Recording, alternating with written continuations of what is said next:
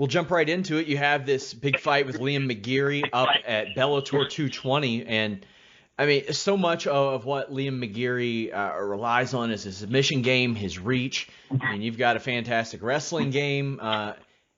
You haven't ever been finished to the point to where your losses have been split decisions over the last several years. How do you take away from a split decision loss where you think maybe you should have won? How do you learn to grow off of an experience like that? Kind of like what you're experiencing now following the Vadim Nemkov fight. Well, I always look back and I look at it's just when it's that close, there's what you need to do to correct is there's a bunch of small things.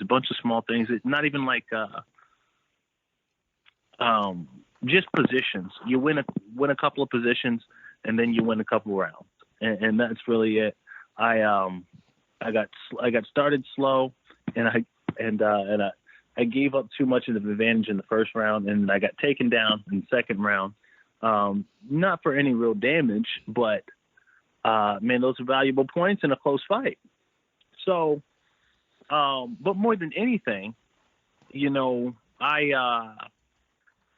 got him down in the third round, and I had him. One of my favorite submissions is a Kimura. And I had him in a Kimura, and I got him down there with like 3 minutes to go. And my corner says, "Take your time. You got 3 minutes." So at that point, I'm working the submission, and I'm not trying to rush it, and I still wasn't able to finish him. And for me to lose in my favorite position and my favorite submission, oh no, that is unforgivable. It's unforgivable. I don't give a darn what the refs say or what they should have done.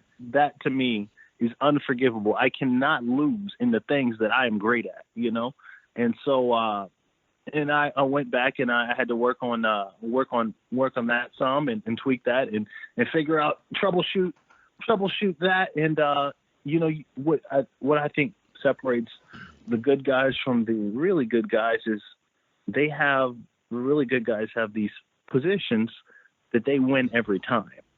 And if they're able to corral the action into one of several positions, then they are able to pull out a win when they shouldn't, or they are able to, battle through some adversity and come out on top.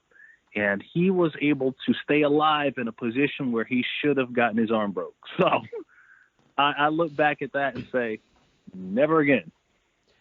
Well, go ahead. Sorry. Go ahead. No, I was done. Since the Rumble Johnson fight, like all of your losses have been splits. Do you ever look at those and you're like, yeah, I should be 10-0 over these last 10 fights? Because it's not like these are necessarily bad splits. I looked these up on MMADecisions.com, which aggregates like media and fan scores, and they're literally right down the middle on almost all of these. So with one different judge who sees one different thing or has one different angle, what does that do to you mentally, or does it, or do you learn to brush it off? Well, what I take from that is that the difference between me and the people I've lost to is a very narrow margin. I mean, some people can, get all bent out of shape about it, but that's the truth of the matter. And that's what and that's acceptable. That's what I expect. I expect if I come up short, it's not by a mile. If I don't quite make it there, it's not because I was completely outclassed. It was that I misexecuted in a couple of positions, and I just just minor things, tweaks, and misfires, and you won that fight. Now each fight is completely different, and I think that given a rematch with Nemkov, I'll come with a much different strategy, and that fight's a completely different fight the next time around. The fact that you've had 25 pro fights and you fought in some of the best in the UFC's light heavyweight division, some of the best in Bellator's light heavyweight division, which in turn have become some of the best in those heavyweight divisions, and you've never been finished. I mean, that's like a remarkable achievement in its own. What does it take to finish a Phil Davis? You've never had that button pressed yet. Yeah, no, there's no button, sir. There's no button. And, yeah, no, I'm buttonless, you know. Everything I wear is a T-shirt, okay? You know, it's just a matter of knowing where you're good. And like I said, and corralling most of the action into those situations. When I fought Emmanuel Newton, he's a former Bellator champion and someone I respected because I saw him fight live a couple of times, and I thought he always had a very interesting style, very hard to predict, and just an interesting skill set as a fighter. And going into that fight, my goal wasn't to necessarily take him down or to submit him. It was simply to keep him from staying. He's great at kick range, and that's where he's able to score a lot of points. He kicks people, and if he misses a kick, he'll follow up with the spinning back fist. And he's knocked out quite a few people with that spinning back fist.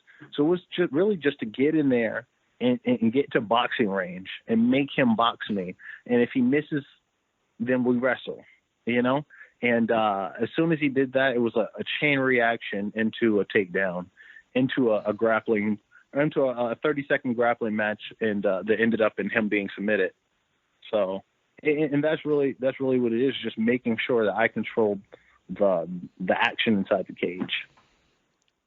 Something that's happened with a lot of Bellator light heavyweights, they make that move up to heavyweight, and you fought the heavyweight champion a couple of times. Have you ever given that any consideration? I know that you were asked why you didn't enter the heavyweight Grand Prix, but is that something that could possibly be in your future, or is you sticking to your guns at 205? As of right now, I'm sticking to 205. You know, I think if I did make the move to heavyweight, it would be a permanent move. You know, heavyweights, they, in order for me to do heavyweight the way I would want to, I would need to gain a little bit of weight, but not so much that I would be, to be slow. I feel like I have a endurance advantage over everyone I fight, and that'd be something that I would look to exploit. But as of right now, I like where I'm at in light heavy. I'm gonna beat some more guys up here. Considering your background and your size, you seem exactly like the kind of person that a WWE would reach out to, or at least scout, and we've seen it time and time again. Did those conversations ever happen? Did you ever have anybody like a Gerald Briscoe reach out and gauge your interest? No, not yet, but I know some other guys have expressed some interest in WWE, and kind of King Mo has, and I think he got going there for a little bit. So you never know. Maybe later on. I mean, you're pulling off hammerlock wins in MMA. That doesn't exactly happen a lot. You have the Mr. Wonderful name, which you share with Paul Orndorff. I don't know how familiar you are with pro wrestling. Has there ever been any desire in that regard? You know, immediately after college, there was some things. That was something I talked about with some of my close friends, and I was, you know, I told them it's kind of hard to,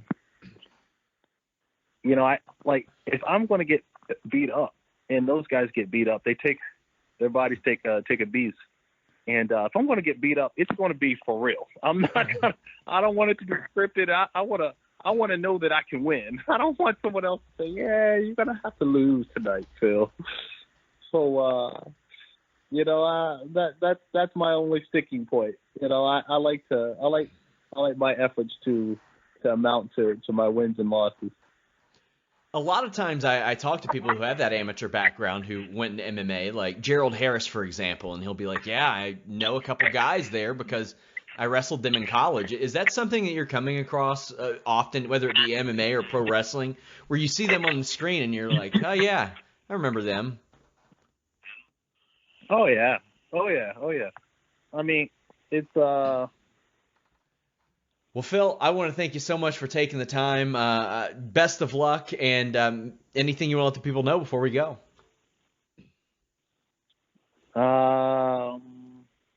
Yeah, you know, if you guys want to follow me and all my madness and all my goings on, please look me up on Facebook or Twitter or Instagram, and yeah, that's about it.